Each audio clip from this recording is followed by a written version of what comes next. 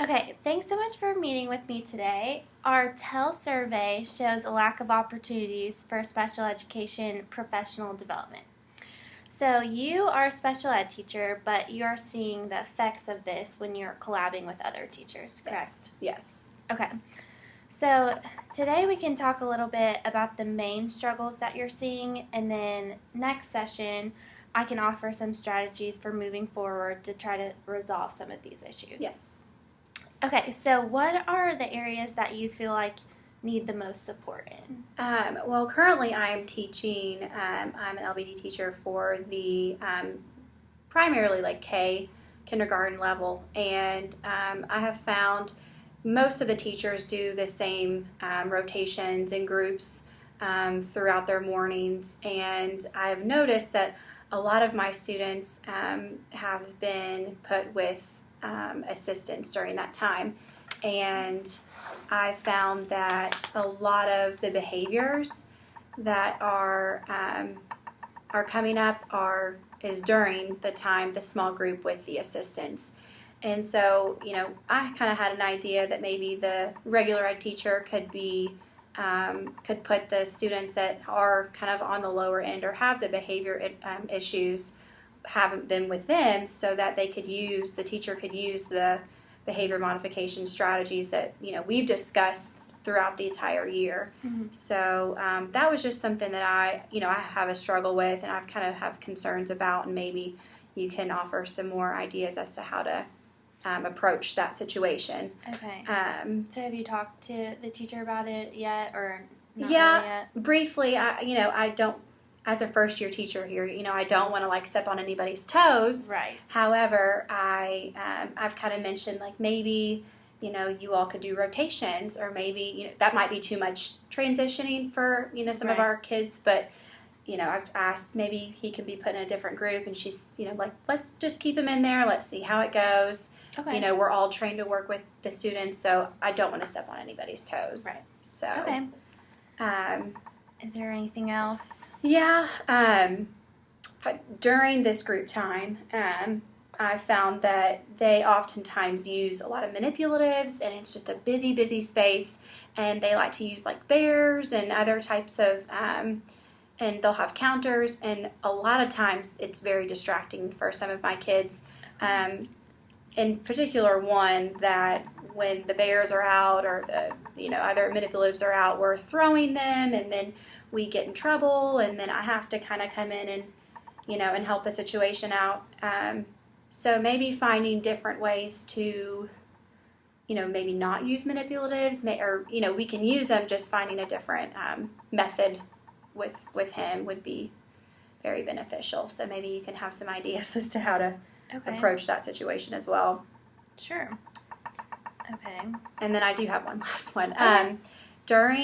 So after they do their groups, so that's it's like a 30-minute time frame. He comes to me right after the 30-minute group.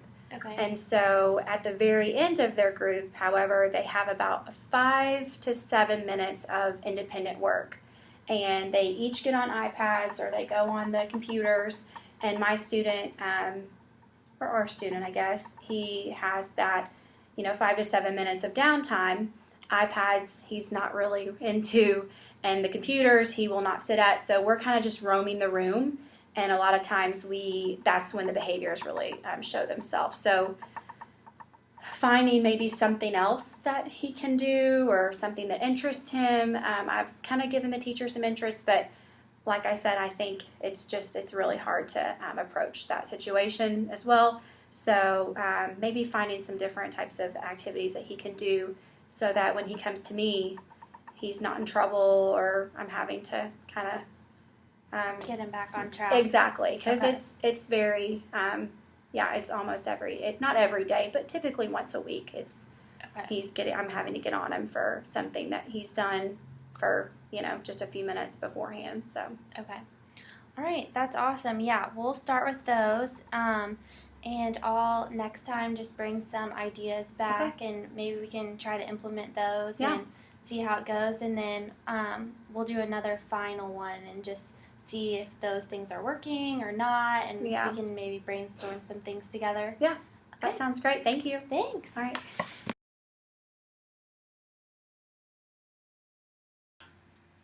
Okay, today I just wanted to meet with you because I have some suggestions about some things that we talked about during our last session, and some of the issues that you've had when you're collaborating during your kindergarten time.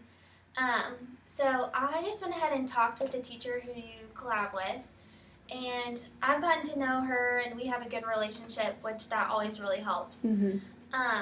So I just explained to her and showed her some of the data that you were seeing, Okay. and how a lot of times during that math small group time, Yeah. your student was having some outbursts, Yes. and she realized that, but just didn't really realize it was always during that small math group time. Yeah. So having data always really helps too. Yes. So I showed her that, and I tried to kind of get her on board with switching up groups, like you were saying. Yeah. And I suggested maybe like every other day, like Mhm. she have her normal group, and then the next day Yeah. one with your, and she was open to it. She wanted to meet with all of us and have us Yeah. like an official plan Right. for that.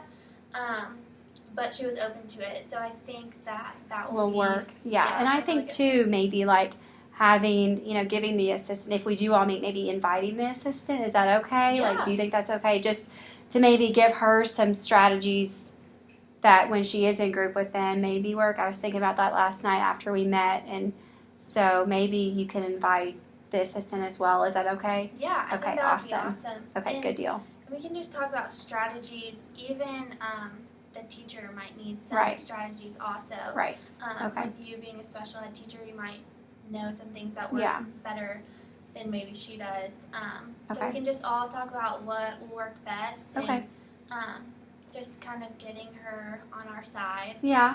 Just building relationships is really key Yes. when it comes to collabing. Absolutely.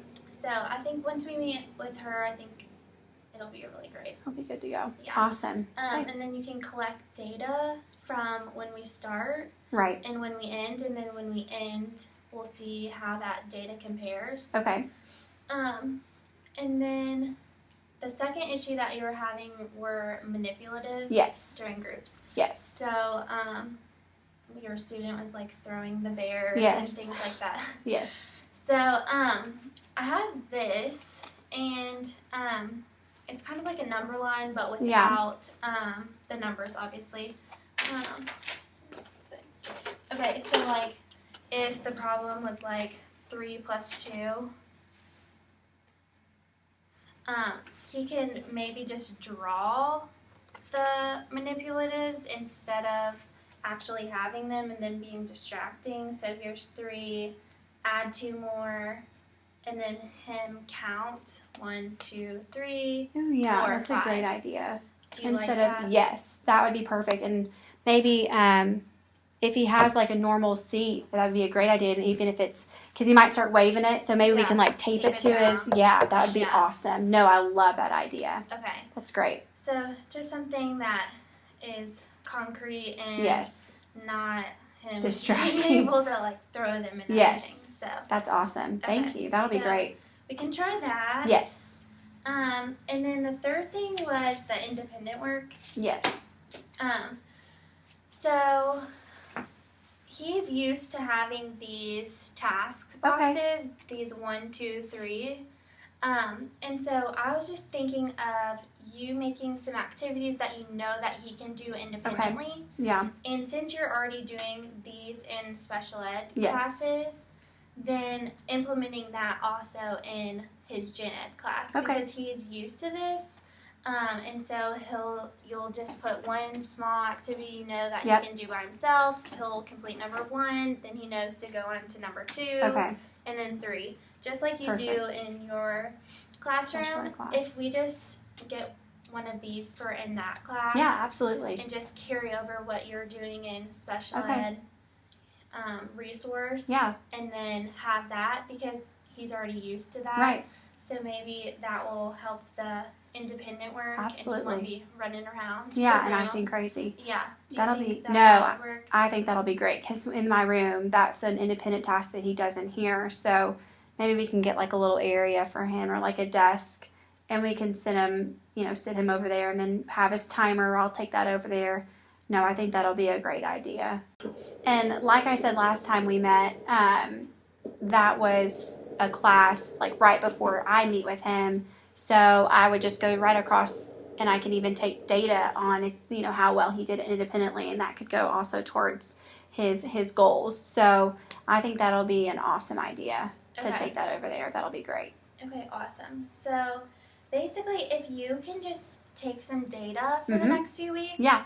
And then we'll obviously talk with the teacher that you collab with, and the assistant. We can all talk together. I think that would be really good to get us all on the same page. Right. And then if you just collect the data, and we'll kind of compare and see, okay, are these working? Are they not? Right. And hopefully we'll see some growth. Improvement. Yeah. Okay. Yeah, that sounds awesome. I'll start doing that, and hopefully we'll get some good results. All right. So thank you. Thank you. I appreciate it. Yeah.